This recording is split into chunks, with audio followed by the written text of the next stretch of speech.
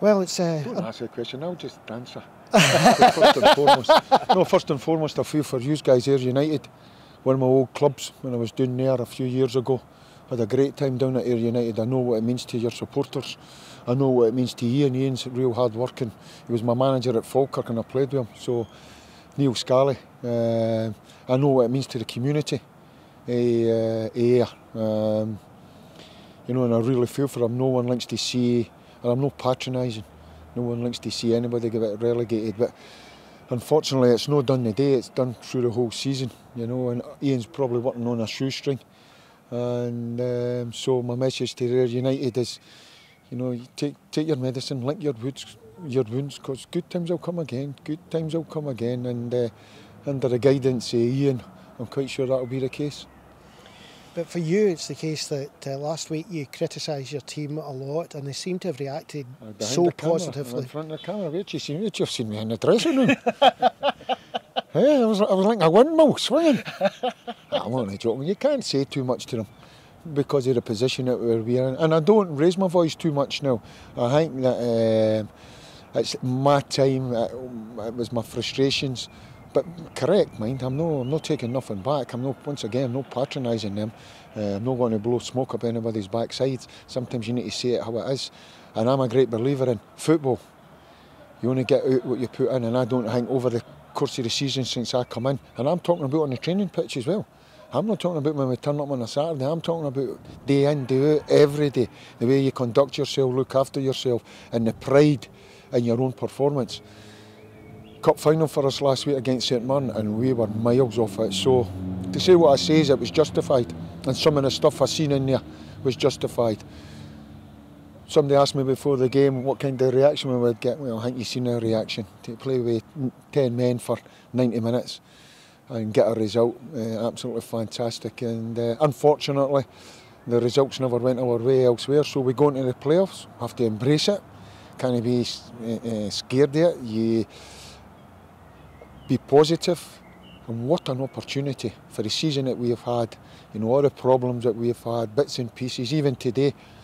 Man getting sent off a real dubious penalty, I have to say, overcoming on that to get the win, then you need to embrace it. And what an opportunity you've got as a bunch of players to stick together, trust each other and keep this club in the first division.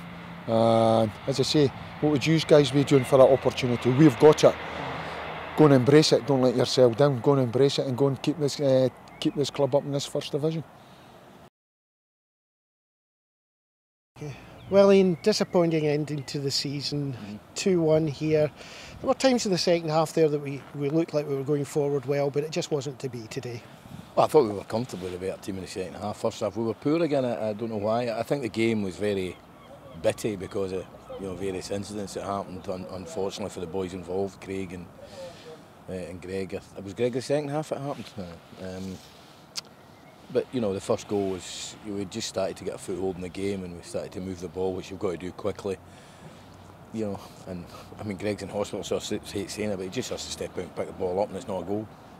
Simple as that.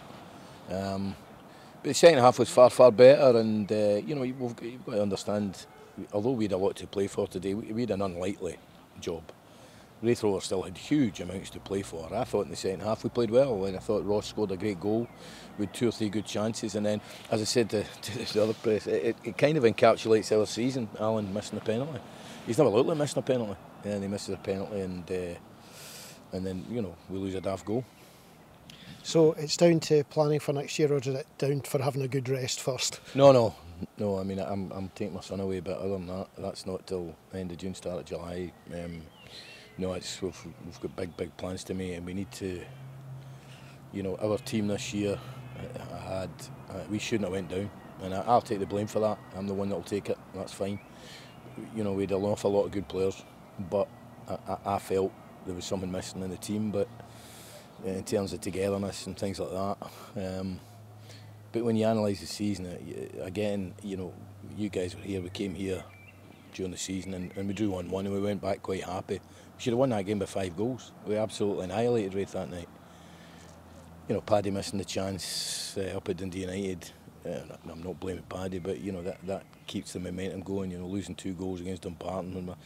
We've not really got out of jail many times, bar Dumbarton away. but we haven't been able. We should be 7 or 8 points better off. There's no doubt in my mind, but we aren't, and we are where we are. I've never been relegated before, and it's not nice. Fans have been magnificent, and they must be hurting tonight. But it's, as always in football, it's how you react. A lot of things that fans are asking now of this squad. How many of these players do you think you'll retain for next year? The players that stay here will only be ones that are going to work their socks off, do the hardest pre-season they've ever done, and give absolutely everything to go and win a title. That's it, simple as that. So how many players have you still got contracted for next year, and how many you have to go in for? Off the top of my head, yeah. I mean, there's some that are under contract that I'll probably try and move, I think. There's others that I really want to re-sign, I think.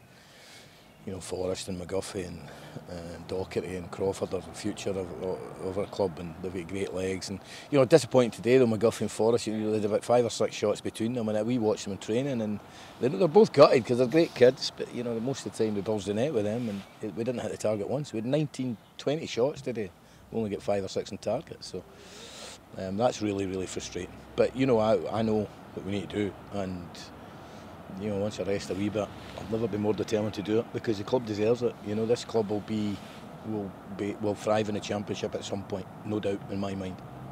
Right, you mentioned the players went off injured today. What about Craig? It was a head injury again? Well, it was his cheek.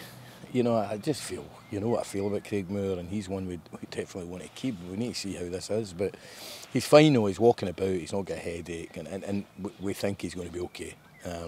It wasn't as bad as Greg Fleming's. Greg's taken a real bad head knock. He was blood in his mouth, and I think he's going to hospital. His dad's there, and we'll contact his dad, and I'll speak to Greg tomorrow, and hopefully he'll be okay.